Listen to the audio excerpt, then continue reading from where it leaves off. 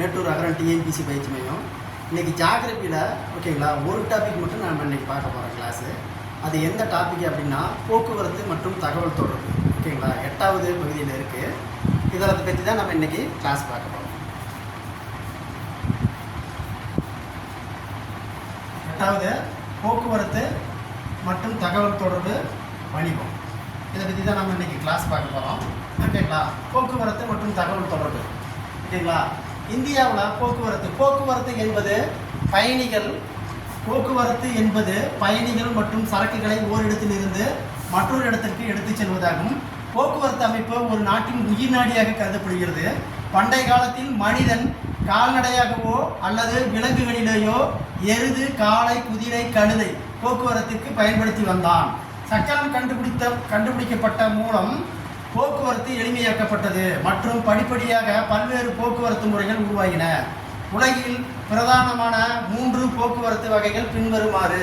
போக்குவரத்து வகை சாதனங்கள்: ஒன்று நிலம், நீர், இன்னொன்று வான்வெளி. ஓகேங்களா நிலத்தில் பார்த்தீங்கன்னா சாலை வழி போக்குவரத்து, ரயில் வழி போக்குவரத்து, குழாய் வழி போக்குவரத்து என 3 வகையில் பார்ப்போம். ஓகேங்களா நீர்வழி போக்குவரத்தில் உள்நாட்டு நீர்வழி போக்குவரத்து, 2 கடல் வழி நீர்வழி போக்குவரத்து. வான்வழி போக்குவரத்தில் உள்நாட்டு வான்வழி போக்குவரத்து, 2 பன்னாட்டு வான்வழி போக்குவரத்து. ஓகேங்களா இப்போ நம்ம சாலை போக்குவரத்தை பார்ப்போம். இந்தியாவில் சாலை போக்குவரத்து அடர்த்தி மிகுந்த மாநிலம் கேரளா. இந்தியாவில் சாலை போக்குவரத்து அடர்த்தி மிகுந்த மாநிலம் கேரளா. இந்தியாவில் சாலை போக்குவரத்து அடர்த்தி குறைந்த மாநிலம் ஜம்மு காஷ்மீர். ஜம்மு காஷ்மீரில் லடாக் அப்படிங்கிற பகுதியில். இந்திய தேசிய நெடுஞ்சாலை ஆணையம் எப்போ தோற்றுவிச்சாங்கன்னா 1995. இந்தியாவில் விமான நிலைய பொறுப்பு ஆணையம் எப்போ தோற்றுவிச்சாங்கன்னா 1995. இந்தியாவினுடைய சாலை வகைகள் ஓகேங்களா 1 தேசிய நெடுஞ்சாலை, இது மத்திய அரசு கட்டுப்பாட்டில் என்ஹெச்னு சொல்லுவாங்க, நேஷனல் ஹைவே.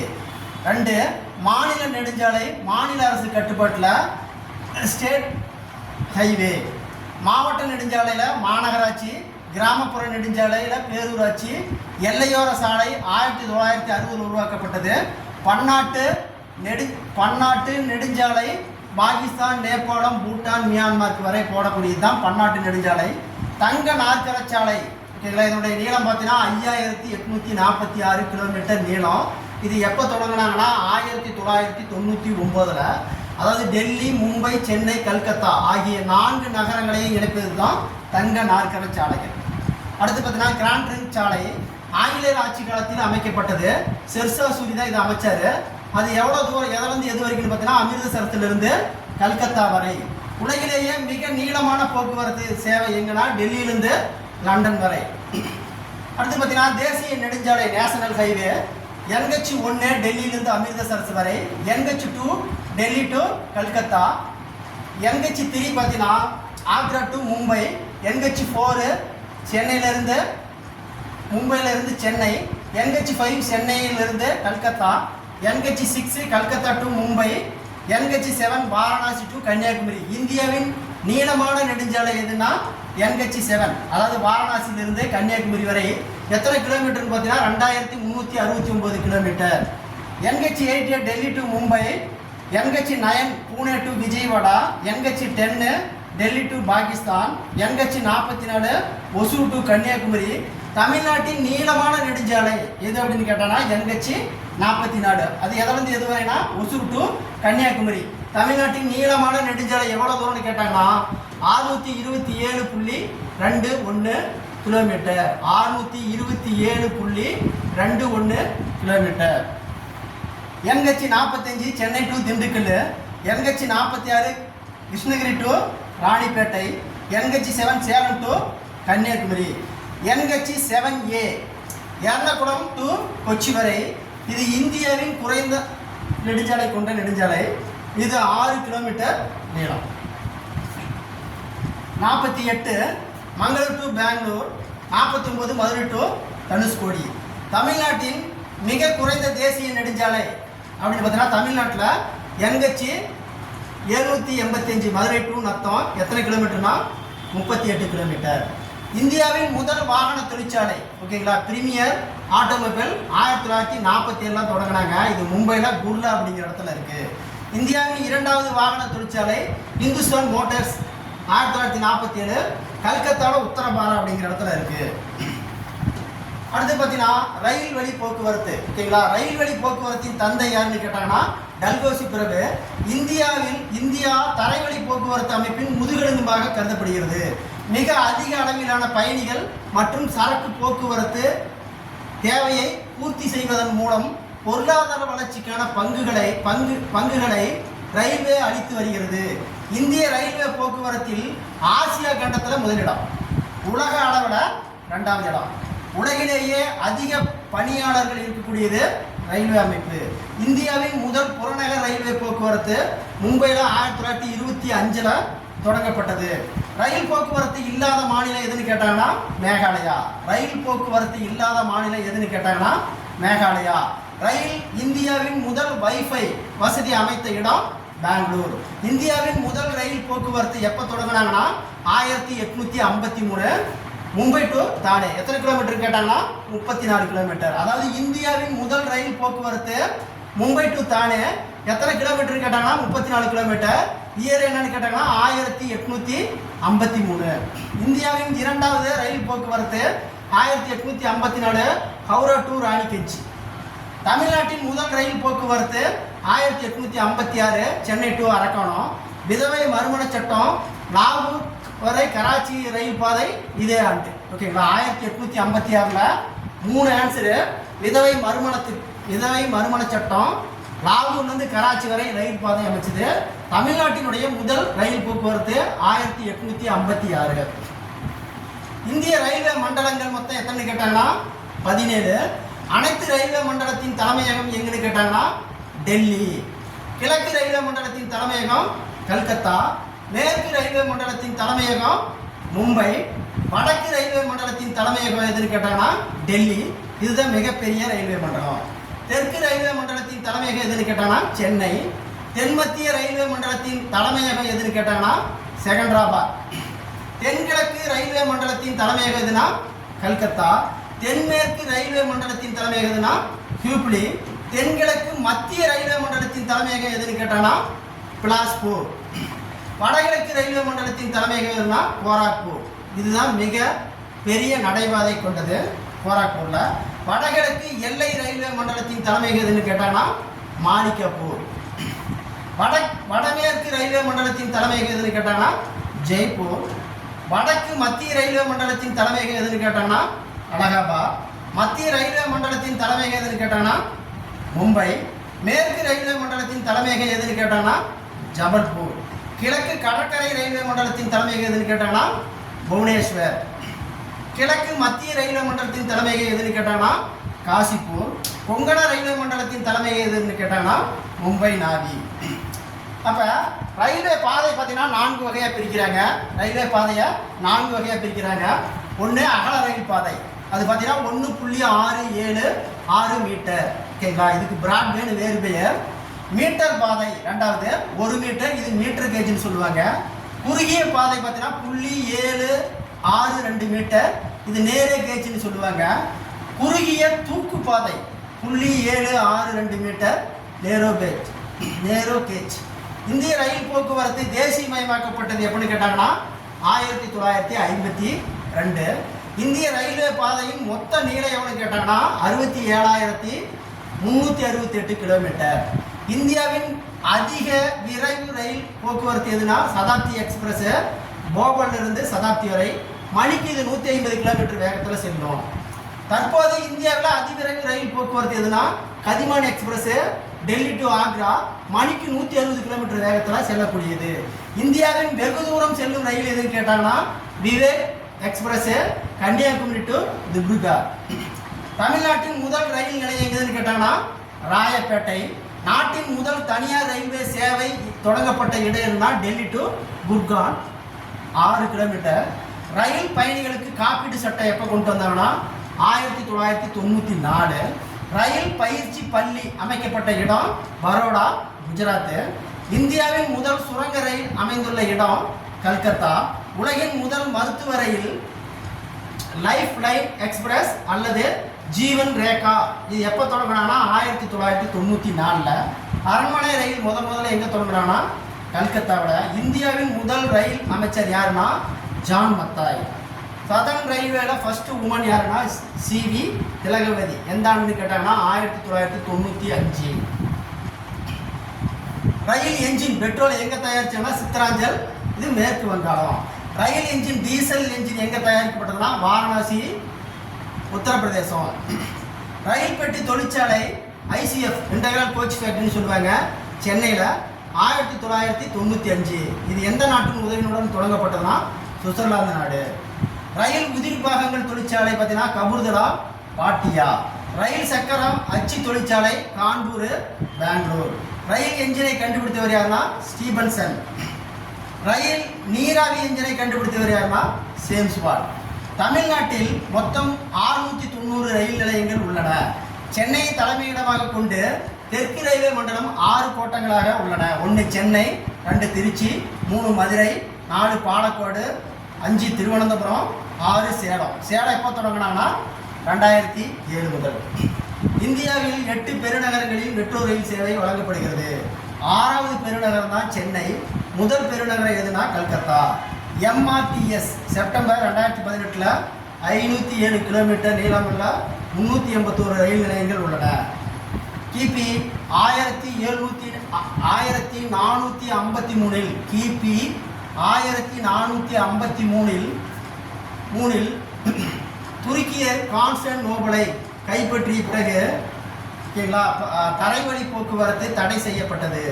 அது கான்ஸ்டன்டினோபிள் தற்போது பார்த்தீங்கன்னா இஸ்தான்புல். ஓகேங்களா சுயஸ் கால்வாயை திறந்தவர் யாருன்னா எகிப்து அரசர் நாசர். மத்திய தரைக்கடலும் செங்கலுக்கும் இடையே நிலப்பகுதியை உடைத்து சூயஸ் கால்வாய் திறக்கப்பட்டது. எப்போனா 1869. காந்தி பிறப்பு, சூயஸ் கால்வாய் திறப்பு. சூயஸ் கால்வாய் எப்பொழுது தேசியமயமாக்கப்பட்டதுன்னா 1956. சூயஸ் கால்வாய் திறந்ததுனால ஐரோப்பா கண்டத்திலிருந்து இந்தியாவுக்கு வர எவ்வளோ தூரம் குறைஞ்சிருக்குன்னு கேட்டாங்கன்னா 4830 கிலோமீட்டர். பாருங்க, இதுதான் உலக மேப்பு. இப்போ ஐரோப்பா கண்டத்திலிருந்து ஆப்பிரிக்கா வழியாக தான் இந்தியாவுக்கு வந்தாங்க. ஓகேங்களா, இதில் மத்திய தரைக்கடல் செங்கடல் ரெண்டையும் உடைச்சி நேராக இந்தியாவுக்கு வந்தாங்க. இதுக்கு பேர் தான் சுயஸ் கால்வாய். அடுத்து பார்த்தீங்கன்னா குழாய் வழி போக்குவரத்து. 3 வகையாக இந்தியாவில் பயன்படுத்தினாங்க. ஒன்று அஸ்ஸாமு, இன்னொன்று குஜராத்து, இன்னொன்று மும்பை. இந்த 3 இடத்துல தான் குழாய் போக்குவரத்து நடைபெற்றது. அடுத்து பார்த்தீங்கன்னா நீர்வழி போக்குவரத்து. ஓகேங்களா, ஒரு நாட்டிலிருந்து மற்றொரு நாட்டிற்கு எடுத்து செல்ல மிகவும் ஏற்றது நீர்வழி போக்குவரத்து. பழமையான மற்றும் மலிவான போக்குவரத்து எதுன்னு கேட்டாங்கன்னா நீர்வழி போக்குவரத்து தான். நீர்வழி போக்குவரத்தை 2 வகையாக பிரிக்கிறாங்க. 1 உள்நாட்டு நீர்வழி போக்குவரத்து, 2 கடல் வழி போக்குவரத்து. ஓகேங்களா, இந்திய தேசிய நீர் மின் சக்தி நிறுவனம் பரிதாபாத்தில் அமைக்கப்பட்டுள்ளது. பாருங்க, உள்நாட்டு நீர்வழி போக்குவரத்தினுடைய மொத்த நீளம் எவ்வளோ கேட்டாங்கன்னா 14,500 கிலோமீட்டர். இது பார்த்தீங்கன்னா ஆறுகள், ஏரிகள், கால்வாய், காயல்கள் கொண்ட மிகப்பெரிய வலைப்பின்னல் அமைப்புடன் நடைபெறுகிறது. இங்கே உள்நாட்டு மீன்பிடிப்பு தலங்களில் மிக சிறந்தது எதுன்னு பார்த்தீங்கன்னா டோன்லர், இது கம்போடியாவில் இருக்குது. உள்நாட்டு நீர்வழி போக்குவரத்து ஆணையம் எப்போ தொடங்கினாங்கன்னா 1986. சுற்றுச்சூழல் பாதுகாப்பு சட்டம் எப்போ தொடங்கினாங்கன்னா 1986. குழந்தை தொழிலாளர் தடை சட்டம் எப்போ தொடங்கினாங்கன்னா 1986. தமிழ்நாட்டில் சட்டமேலவை எப்போ கலைக்கப்பட்டதுன்னா 1986 எம்ஜிஆர் பீரியடில் தான் கலைச்சாங்க. ஹம்பி, கஜுராஹோ, பதபூர்ச்சிகிரி புராண சின்னமாக அறிவித்த ஆண்டு 1986. ஜெர்னோபில் அணு உலை வெடித்த ஆண்டு 1986. இந்தியாவில் முதல் காற்றாலை மின்சக்தி எப்போது தொடங்கப்பட்டதுன்னா 1986. இந்தியாவோட முக்கிய தேசிய நீர்வழி போக்குவரத்து 5 வகையாக பிரிக்கிறாங்க. ஒன்று பார்த்தீங்கன்னா NW1, அதாவது national water. 1 Allahabad to Haldia, அது பார்த்தீங்கன்னா கங்கை நதி, பகிரதி, டியூப்ளி இந்த வழியாக போகுது. 2வது பார்த்தீங்கன்னா சைதிரி டு துப்ரி, பிரம்மபுத்திரா ஆறு. 3வது பார்த்தீங்கன்னா கொல்லம் டு கோட்டம், சம்பகாரா ஏரி. 24 மணி நேரமும் செயல்படக்கூடியது. எத்தனை கிலோமீட்டர்னா 205 கிலோமீட்டர். 4வது பார்த்தீங்கன்னா விஜயவாடா டு காக்கிநாடா. எந்த நதியில் போகுது அப்படின்றது தான் கிருஷ்ணா, கோதாவரி. அடுத்து பார்த்தீங்கன்னா 5 மங்கல்பாடி, பாரதிப்பு, மகாநதி. இந்தியாவின் முதல் தேசிய நீர்வழி போக்குவரத்து NW3. இந்த 3வது போக்குவரத்து தான் இந்தியாவோட ஃபஸ்ட்டு ஆரம்பித்தாங்க. அது கொல்லம் டு ஓட்டம். இந்தியாவில் மிகப்பெரிய நீர்வழி போக்குவரத்து NW1 அலகாபாத் டு ஹால்டியா. இந்தியாவோட முதல் நீர்மின் நிலையம் 1897 டார்ஜிலிங்கில் நிறுவப்பட்டது. ரெண்டாவது பார்த்தீங்கன்னா கடல் நீர்வழி போக்குவரத்து. கடல் நீர்வழி போக்குவரத்து இந்திய பொருளாதாரத்தில் முக்கிய பங்கை வகிக்கிறது. 70% மதிப்புள்ள சரக்குகள் கடல் வழி போக்குவரத்தின் மூலமாக நடைபெறுகிறது. அப்போ எத்தனை சதவீதம் கேட்டாங்கன்னா 70% மதிப்புள்ள சரக்குகள் கடல் வழி போக்குவரத்தின் மூலம் நடைபெறுகிறது. இந்தியாவில் மொத்தம் 13 பெரிய துறைமுகங்களும் 200 நடுத்தர சிறிய துறைமுகங்களும் உள்ளன. பெரிய துறைமுகங்கள் 13 மத்திய அரசு கட்டுப்பாட்டிலையும், நடுத்தர மற்றும் சிறிய துறைமுகங்கள் 200 மாநில கட்டுப்பாட்டிலையும் செயல்படுகிறது. 13 பெரிய துறைமுகங்கள் பார்த்தீங்கன்னா கிழக்கு கடற்கரையில் 7 துறைமுகமும் மேற்கு கடற்கரையில் 6 துறைமுகங்களும் காணப்படுகிறது. அப்போ பாருங்கள், கிழக்கு கடற்கரையில் ஹால்டியா அல்லது கல்கத்தா, 2 பாரதீப்பு, 3 விசாகப்பட்டினம், 4 சென்னை, 5 எண்ணூர், 6 தூத்துக்குடி, 7 போர்ட் பிளேயர். அதாவது வடக்கிலிருந்து தெற்கா பார்த்தீங்கன்னா ஃபஸ்ட்டு கல்கத்தா, 2வது பாரதீப்பு, 3வது விசாகப்பட்டினம், 4 சென்னை, 5 எண்ணூர், 6 தூத்துக்குடி, 7 போர்ட் பிளேயர். அப்போ தெற்கிலிருந்து மேற்கா கேட்டாங்கன்னா ஃபஸ்ட்டு போர்ட் பிளேயர், 2வது தூத்துக்குடி, 3 எண்ணூர், 4 சென்னை, 5 விசாகப்பட்டினம், 6 பாரதீப்பு, 7 கல்கத்தா. அப்போ கிழக்கு கடற்கரையில் 7 துறைமுகம் காணப்படுகிறது. அடுத்து பார்த்தீங்கன்னா மேற்கு கடற்கரையில் ஃபஸ்ட்டு காண்ட்லா குஜராத்தில் இருக்குது. மும்பையில் மிகப்பெரிய துறைமுகம், 2வது மும்பை நாவி, 4 மர்மக்கோவா, 5 மங்களூர், 6 கொச்சி. அதாவது வடக்கிலிருந்து தெற்கா பார்த்தோன்னா ஃபஸ்ட்டு காண்ட்லா, 2வது மும்பை, 3வது மும்பை நாவி, 4 மர்மக்கோவா, 5 மங்களூர், 6 கொச்சி. அப்போ தெற்கிலிருந்து வடக்குனா ஃபஸ்ட்டு கொச்சி, 2வது மங்களூர், 3வது மர்மக்கோவா, 4வது மும்பை நாவி, 5 மும்பை, 6 காண்ட்லா. அப்போ துறைமுகம் இருந்ததுன்னா கப்பல் கட்டும் தொழிற்சாலை இருக்கும். இந்தியாவில் கப்பல் கட்டும் தொழிற்சாலை 4 இடத்துல இருக்குது. ஒன்று கார்டன் ரீச் தொழிற்சாலை மேற்கு வங்காளம் கல்கத்தாவில் இருக்குது. இந்துஸ்தான் கப்பல் கட்டும் தொழில் விசாகப்பட்டினத்தில் இருக்குது. மசகான் கப்பல் கட்டும் தொழில் மும்பையில் இருக்குது. கொச்சி கப்பல் கட்டும் தொழில் கேரளாவில் இருக்குது. இந்தியாவில் கப்பல் கட்டும் தொழிலில் ஆசிய கண்டத்தில் 2வது இடம். அதாவது இந்தியாவில் கப்பல் கட்டும் தொழிலில் ஆசிய கண்டத்தில் 2வது இடம், உலக அளவில் 16வது இடம். உலக அளவில் 16வது இடம். ஓகேங்களா? அடுத்து பார்த்தீங்கன்னா வான்வழி போக்குவரத்து 2 வகையாக பிரிக்கிறாங்க இல்லையா? உள்நாட்டு வான்வழி போக்குவரத்து, வெளிநாட்டு வான்வழி போக்குவரத்து. இது விரைவாகவும் பயண செலவு மிகுதியாகவும் உடைய போக்குவரத்து எதுன்னு கேட்டாங்கன்னா வான்வழி போக்குவரத்து. அப்போ விரைவாக போயிடலாம், செலவும் அதிகம் என்ற போக்குவரத்து எதுன்னு கேட்டாங்கன்னா வான்வழி போக்குவரத்து. அதில் பார்த்தீங்கன்னா உள்நாட்டு போக்குவரத்து பார்த்தீங்கன்னா இந்தியன் ஏர்லைன்ஸு, பன்னாட்டு போக்குவரத்துனா ஏர் இந்தியா. முதல் இந்திய விமான போக்குவரத்து எப்போ தொடங்கினாங்கன்னா 1918 பிப்ரவரியில் அலகாபாத் டு நைனி. விமான போக்குவரத்து தேசியமயமாக்கப்பட்டது எப்படின்னு கேட்டாங்கன்னா 1953. டாடா ஏர்லைன்ஸ் தொடங்கப்பட்ட ஆண்டு 1932. ஏர் இந்தியா பன்னாடு, இந்தியன் ஏர்லைன்ஸ் உள்நாடு இரண்டும் இணைத்து National Aviation Corporation of India Limited, அதாவது NACIL 2007 பெயர் மாற்றம். அதாவது உள்நாட்டு விமான நிலையத்துக்கும் பன்னாடு விமான நிலையத்துக்கும் 2 இணைச்சி நேஷனல் ஏவி கார்பரேஷன் ஆஃப் இந்தியா லிமிடெட் எப்போ பெயர் மாற்றினாங்கன்னா 2007. இந்திய விமான நிலைய பொறுப்பாணை எப்போ தொடங்கினாங்கன்னா 1995. தமிழ்நாட்டில் உள்ள பன்னாட்டு விமான நிலையங்கள் 4. அது என்னென்னு பார்த்தீங்கன்னா சென்னை, மதுரை, திருச்சி, கோயம்புத்தூர். 2வது பார்த்தீங்கன்னா தகவல் தொடர்பு. இந்திய அஞ்சல் சேவை தொடங்கிய ஆண்டு 1857. இந்திய அஞ்சல் துறை எத்தனை அஞ்சல் நிலையங்கள் கொண்டுள்ளனா 15500. இந்தியாவின் முதல் அஞ்சல் வில்லை தொடங்கப்பட்ட ஆண்டு 1822 கராச்சி. அஞ்சல் துறையில் இந்த பின்கோடு குறியீடு அறிமுகப்படுத்த செய்யப்பட்ட ஆண்டு 1972. அஞ்சல் துறை விரைவு அஞ்சல் சேவையை தொடங்கப்பட்ட ஆண்டு 1975. இந்தியாவில் வானொலி போக்குவரத்து சேவை தொடங்கப்பட்ட ஆண்டு 1923. அகில இந்திய வானொலி தொடங்கப்பட்ட ஆண்டு 1936. அகில இந்திய வானொலி ஆகாஷ் என பெயர் மாற்றம் செய்யப்பட்டது 1957. இந்திய விண்வெளி ஆராய்ச்சி மையம் தொடங்கப்பட்ட ஆண்டு, அதாவது ISRO 1969. இதனுடைய தலைமையகம் எங்கன்னு கேட்டாங்கன்னா பெங்களூர். இந்தியாவின் முதல் அணுமின் நிலையம் தொடங்கப்பட்ட ஆண்டு 1969. 4 வங்கிகள் தேசியமயமாக்கப்பட்ட ஆண்டு எப்படின்னு கேட்டாங்கன்னா 1969. மதராஸ் மாநிலம் தமிழ்நாடு என பெயர் பெற்றப்பட்ட ஆண்டு 1969. அப்போலோ 2 விண்வெளி செலுத்திய ஆண்டு 1969 தான் நீல் ஆம்ஸ்டாங் முதல்ல நிலவோட காலை வச்சது. நீல் ஆம்ஸ்டாங் ஆற்றின் நிலவுக்கு முதல்ல செயற்கைக்கோளில் சென்றது. இதை விட்ட நாடு எதுன்னு கேட்டாங்கன்னா ரஷ்யா. ஐந்துலக வகைப்பாட்டை ஆர்கச்சி விட்டகர் அறிமுகம் செய்த ஆண்டு 1969.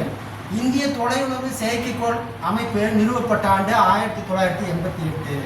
இந்தியாவின் முதல் இன்செட் செயற்கைக்கோள் இன்செட் 1P. தேசிய தொலையுணர்வு மையம் அமைந்துள்ள இடம் ஹைதராபாத். ஓகேங்களா, இதில் கண்டிப்பாக ஒரு கொஷின் உண்டு. ஓகேங்களா, இந்த வீடியோ பிடிச்சிருந்தா லைக் பண்ணி சப்ஸ்கிரைப் பண்ணிக்கோங்க. மீண்டும் அடுத்த கிளாஸில் நம்ம பார்ப்போம். நன்றி, வணக்கம்.